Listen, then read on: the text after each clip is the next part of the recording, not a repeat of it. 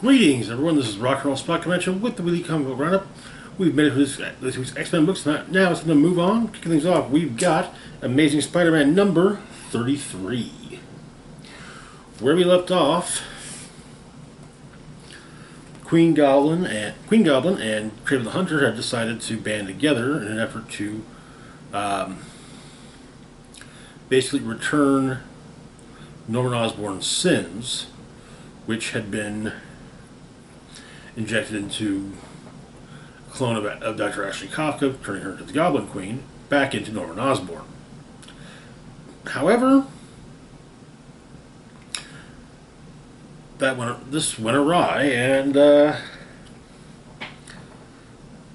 spear that Kraven had that was designed to return said sins, rather than stabbing Norman Osborn with it, Spider-Man was stabbed with it instead.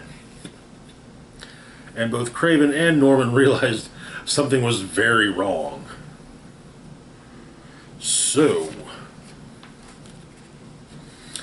we open Peter sitting and thinking things over.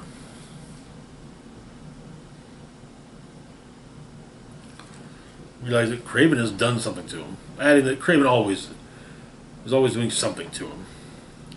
But he goes unpunished because he's a friendly neighborhood Spider-Man. So, no more friendly neighborhood Spider-Man.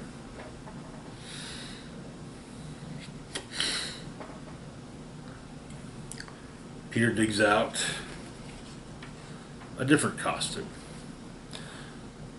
Norman goes to check on him. Finds the window open. He's concerned with what he saw in Peter after Peter was stabbed. And he notes Spider-Man's costume there and realizes something's very wrong. Kraven is also realizing something's wrong.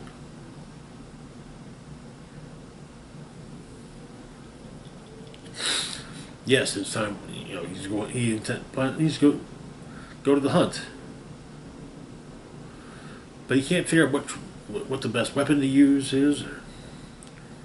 But then he realizes what it is. He is not the hunter. He is prey. And Spider-Man injects him with something and tells Kraven to run. Kraven runs, and Spider-Man gives chase, toying with him. Kraven manages to escape, going into the sewers, going further and further into the sewers to hide, eventually coming upon Vermin. Vermin is a rat monster, one of many rat monsters that back during Kraven's Last Hunt, which is very clearly a nod to. Kraven, dressed as Spider-Man, hunted down Vermin after having bested Spider-Man. But the horde of Vermin attack Kraven as Spider-Man watches. As they eventually overwhelm him, though, Spidey pulls them off and drags Kraven away. Kraven comes to in the rain. In fact, in a hole in the ground. Not just that, but in a coffin. Spider-Man tosses in a rifle, just in case Kraven wants to skip to the end. Slams the coffin shut, and proceeds to fill the hole with dirt. And that is where the issue ends. That was something. So I mentioned Kraven's Last Hunt. For those who are unaware, Kraven's Last Hunt is considered one of the best Spider-Man stories. By far the greatest Kraven the Hunter story. Um, the story goes. This is back when Spider-Man wore a fabric version of the black costume. He'd done away with. He had seemingly the black costume had been removed by the Fantastic Four. And so yeah, but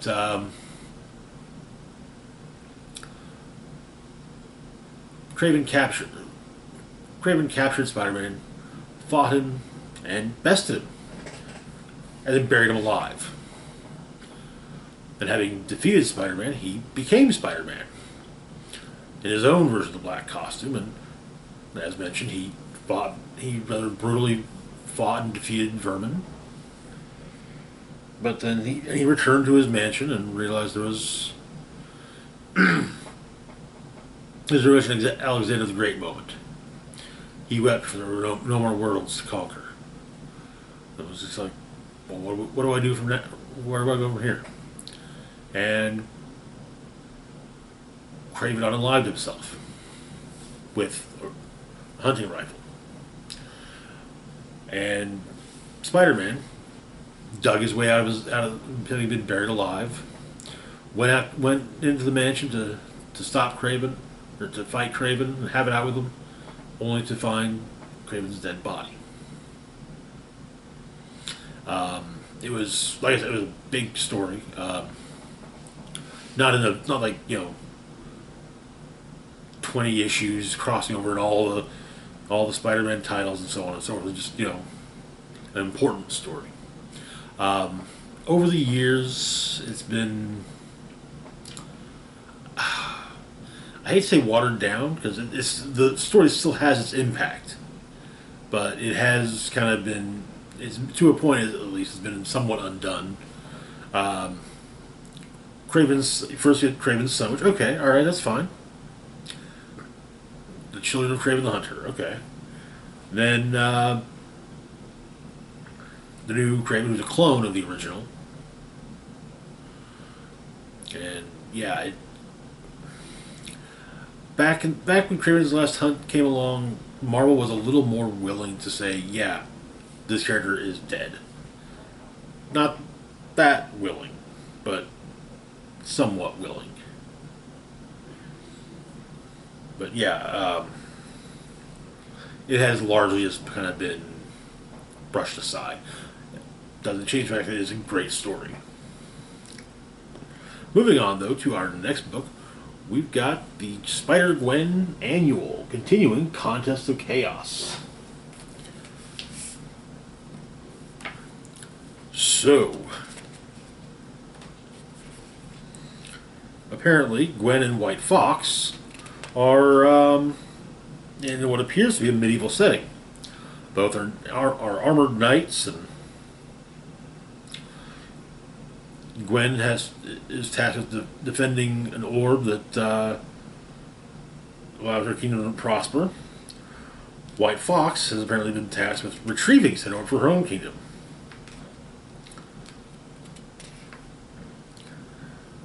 White Fox's wyvern ends up eating the orb, though. White Fox cuts her wyvern open, removing the orb.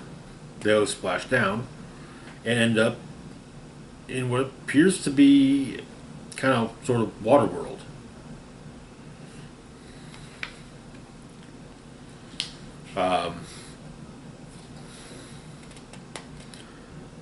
White Fox realizes they're in an amusement park called Quest World. It really kind of feels like Murder World with safety settings. But yeah.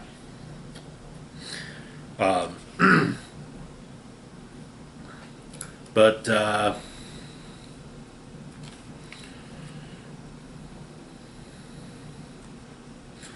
they're told they have to fight for the orb,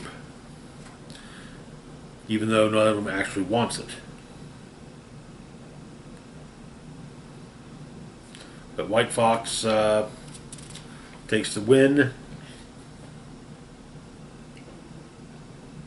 apologizes to Gwen, and then vanishes.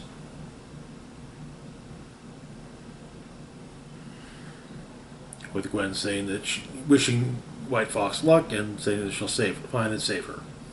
Our backup story, we're back with our investigators. Clea, Jessica Jones, and Spider-Man step through a portal to where Spider-Man and Wolverine fought. Apparently Spider-Man's not too fond of teleportation,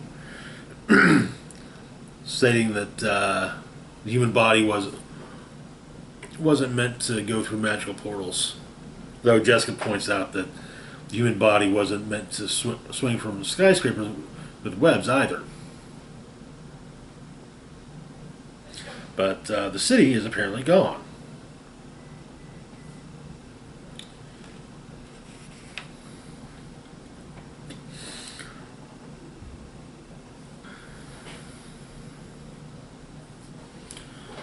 There are eroding natural barriers between them and pure chaos, which are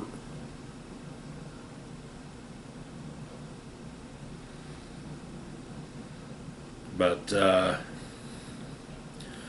Clea tries to figure out who took Wolverine.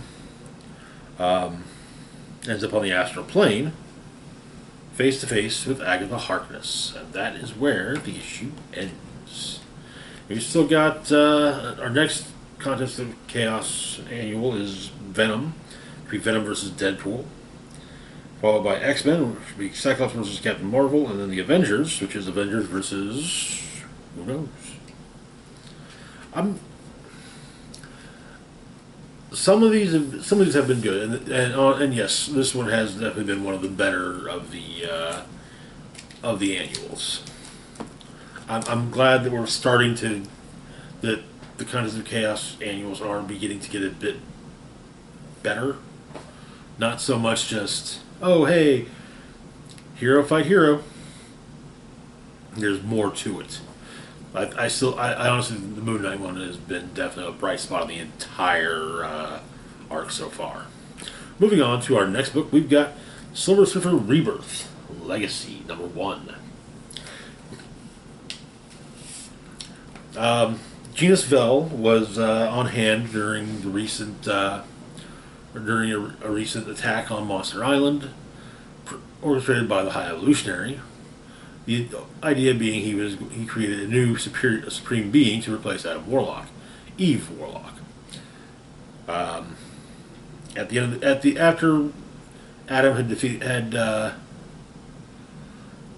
turned Eve to his side and retrieved the Soul Gem, Silver Surfer showed up, insisting that Genus Vell come with him. So, Surfer and Genus are in space. A big-ass alien warship, the size of a city, is coming towards Earth. Genus and Surfer attack it, but Surfer destroys it. And Genus again says that makes clear he wishes he could have met his father. Surfer, however, has a plan. Maybe he borrow the time gem and use that to sort of meet his father. Gamora doesn't keep it with her. The Infinity Watch is elsewhere, so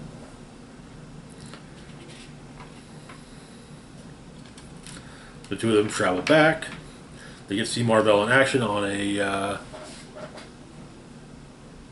what was basically a Kree frontier world that had been settled by Badoon refugees.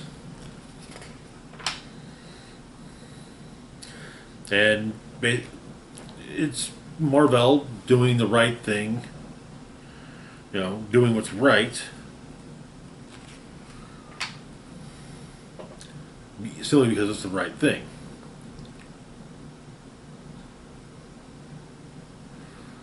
And so Genus realizes, they gotta go, and Silver says that they will be, and the Genus will be going, but not where he expects. It's not, after all, Silver Surfer that's been. It's not Silver Surfer that took the time gem and genus to the past, but rather Mephisto, who takes genus for himself.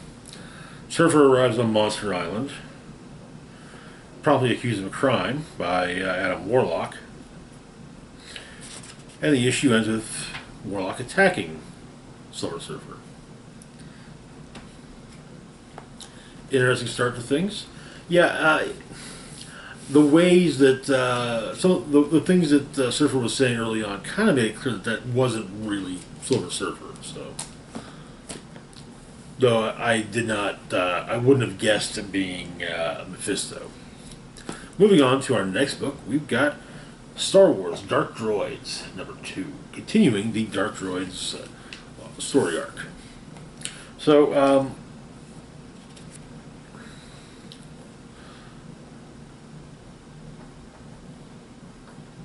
something came out of the Fermata cage and melded with the Spark Eternal, and it's become something of a sentient virus that is going after droids.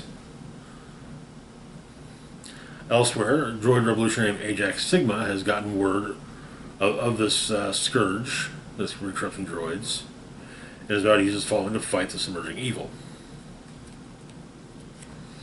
So the basic concept, the issue is largely narrated by the virus.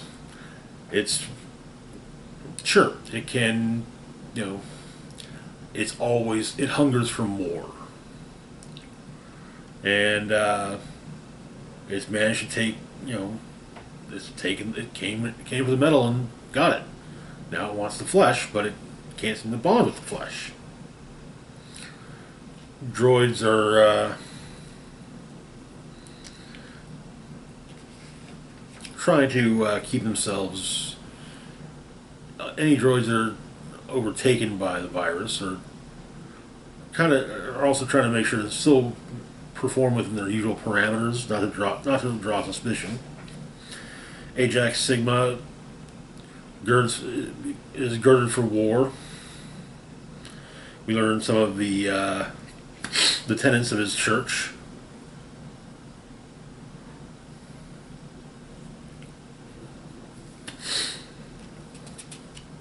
But he intends to fight this scourge. But most of the issue focuses on the scourge figuring, that perhaps it needs to find something more than just something beyond a human a host, even a modified human one, more perhaps becoming closer to the Force, going for something that's Force sensitive.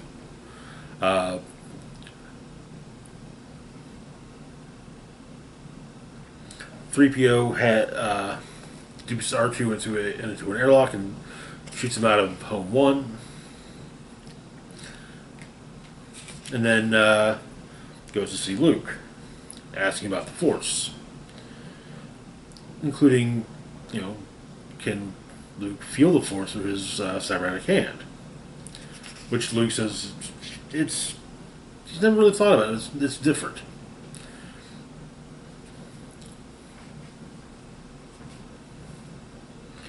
But while Ajax Sigma prepares to assault an Imperial Star Destroyer that has been overtaken by the Scourge, as a means of beginning his crusade against it, the Scourge itself realizes what it must do.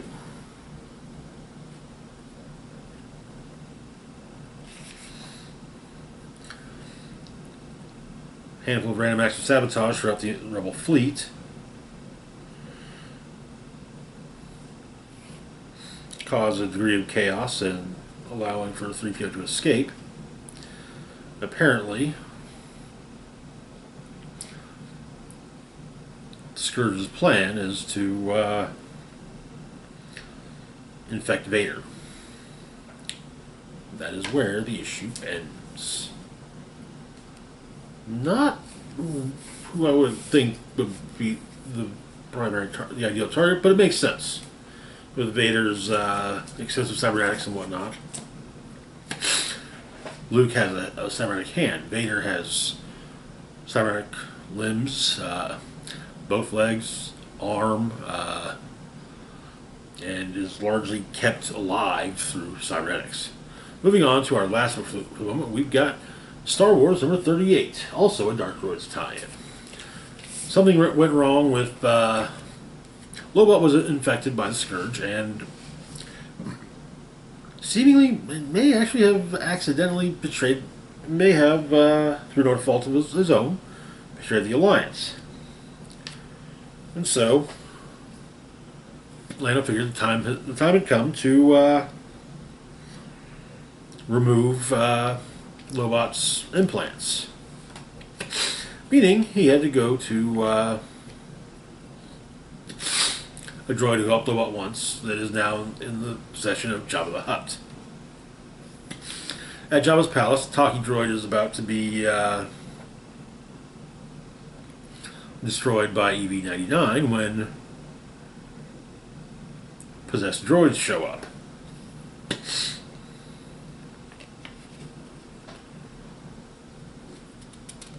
Some of them get slagged in the droid workshop. The Gamorrean guards were smart enough to smash through them. As Lando and Lobot land with the Falcon outside of Jabba's palace. There's a brief flashback showing more of Lobot and Lando's friendship. And it turns out that the outfit that Lando wore throughout during his time at Jabba's palace in Return of the Jedi was something that was kept stored on the Falcon. But Lando's let in. The door droid, the droid that kind of popped out when the beginning of Return of the Jedi, has been overtaken by the Scourge, and it sees the dangling wires from Lobot's cybernetics. One of Jabba's henchmen insists that Lando get out of the way, but Lando explains what he's there for, and makes his way to the throne room, finding Boba Fett blasting droids left and right, until there's just a whole bunch of droids as Fett leaves. But Lando sees what's become of Han, saying that being hung up like a slab of meat is just plain disrespectful. Lobot and Lando end up falling into the Rancor pit, but the Rancor's asleep. Talkie droid's in there, though. And Talkie droid is smart enough to say, okay, yeah, if I'm going to help you, it has to also benefit me.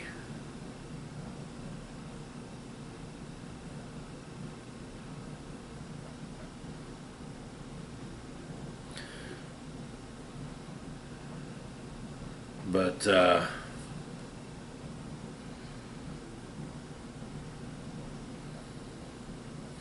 explaining that the talkie can push back the deleterious effects of the implants to make him less of a liability. But Lobot is awake enough to realize that the Rancor is stirring.